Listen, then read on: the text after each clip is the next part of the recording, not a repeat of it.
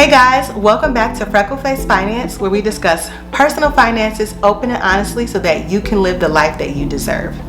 So today we're going to be discussing IRAs, or individual retirement accounts, and how you can greatly benefit from having one.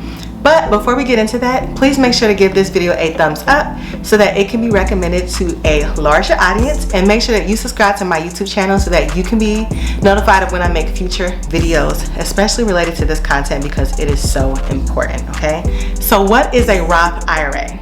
So just like it says in the name, a Roth IRA, or individual retirement account, is an investment account that you can use to build wealth for retirement. And so what makes this account really cool is that you pay no taxes on the money that you withdraw. But there are some stipulations for it.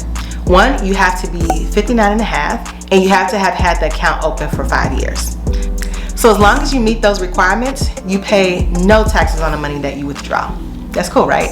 So let me give you guys a quick example so that I can put this into perspective for you. If you have a Roth IRA and you invest for the next 30 years and you reach the age 59 and a half, and your investments grow to be $1 million. When you go to withdraw that money, you're going to pay absolutely no taxes on it. It's going to be completely tax-free. $1 million, you can withdraw $1 million absolutely tax-free. Whereas on the other hand, if you have traditional 401k, or you have a traditional IRA, you can invest for 30 years, reach the age 59 and a half, and your investments can grow to be $1 million. But when you go to withdraw that money, you're going to have to pay taxes on it. So your $1 million then becomes around $600K, $500K, something along those lines, depending on where you're living at, because you're going to have to pay those state taxes as well.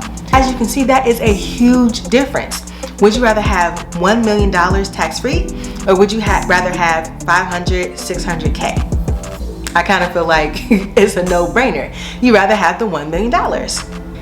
So now that I have your attention, let's go over some of the pros and cons so that you can decide if having a Roth IRA is a good choice for you. So as we discussed, one of the pros, and I think the biggest pro, is that your investments will grow 100% tax-free.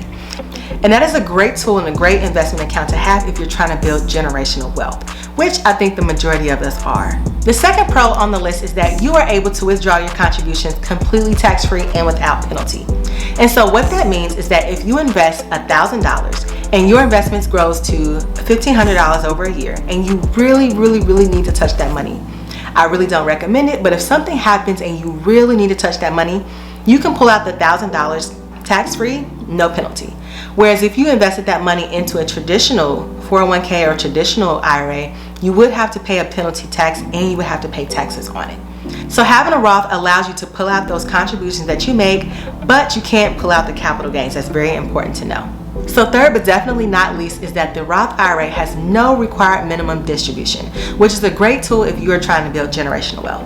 And so what that means is that if you reach a particular age, you are not required to start withdrawing your money.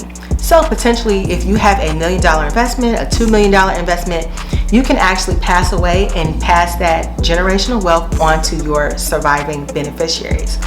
That is a difference from the traditional IRA or the traditional 401k, whereas you reach a particular age, in this case 70, but I don't know what it's going to be by the time we reach that age. I'm sure it's going to keep getting later and later, but just for the sake of this video, if you reach 70 and you have a traditional IRA or you have a traditional 401k, you will be required to start taking minimum distributions. So that way your account can continuously grow, even though you might not necessarily need the money. So if you choose so and you don't need the money, you can pass 100% of your account on to a surviving beneficiary. So you can continue to let your account grow really until your death, which is a major benefit if you're trying to have generational wealth. So it wouldn't be fair if I didn't discuss some of the cons to having a Roth IRA. Even though I believe that the pros far outweigh the cons, I will discuss some of the cons now. So con number one is that there are fairly small contributions to a Roth IRA. For example, the contribution limits in 2022 are $6,000 if you are under the age of 50 and $7,000 if you are over the age of 50. I know that may seem like a small contribution, but I wholeheartedly believe that if you strategically invest over a long period of time, that you can definitely be a millionaire in your Roth IRA. So the second con is that not only are there contribution limits, there are also income limits in order to be eligible to participate in a Roth IRA. So if in 2022, if you make more than $144,000, then unfortunately, you are not eligible to participate in the Roth IRA. Or if you are married filed jointly, you cannot make more than $214,000. So if that applies to you, congratulations. I don't think that applies to the majority of people, but if that applies to you, don't worry. Go ahead and just Google backdoor Roth IRA and thank me later.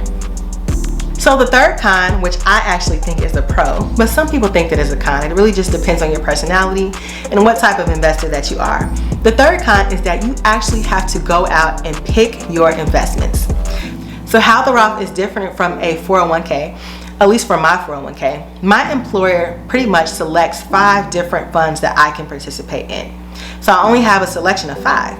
Whereas the Roth IRA, which is outside of my employment, I can select anything. I can select a number of mutual funds, ETFs, stocks, like the possibilities are endless. So if you're that type of investor, I think that you would really like the Roth. But if you're kind of nervous and you're not really sure what to invest in, don't worry. Just make sure you can subscribe to my channel so that you can be notified of future videos that I put out, because I'm definitely going to be talking about what I personally invest in my Roth IRA. So don't let that deter you from signing up and enrolling in one. So at this point in the video, hopefully you're asking the question of where can you enroll in a Roth IRA? Because I definitely feel like if you qualify, it is a great opportunity for you to build wealth in retirement. So any major institution, a lot of the online banks, they all offer Roth IRAs. You just have to know where to look them up. So I recommend Schwab, Fidelity, and Vanguard. Those are my top 3 options, but there's definitely a number of options that you have out there. And from my research, what I can tell is that most of them offer the same thing. There really isn't a bad company to open a Roth IRA with. So if you guys are interested, I'm gonna go ahead and grab my computer so that I can walk you through the steps to open up a Roth IRA for yourself. Now, I have my Roth IRA account with Schwab. So if you click the description box below, I went ahead and put a link in there for you. This video is not sponsored and I don't get any kickback for you guys signing up with Schwab. I just personally use Schwab, so that's the bank that I'm familiar with. But I assume that all of the steps will be fairly similar no matter what bank that you decide to open your Roth IRA account with. Alright you guys, I went ahead and grabbed my laptop just so I can quickly walk you through how to open up your own Roth IRA account today. Alright, so you're going to go ahead and click on open an account. And then this is a list of all the things that you're going to need in order to open up your account today. So go ahead and click continue. Okay. So go ahead and type in your first and last name, your date of birth, and your social security number. Make sure you use an email address that you actually check, because Schwab is going to send you information that is important to your account.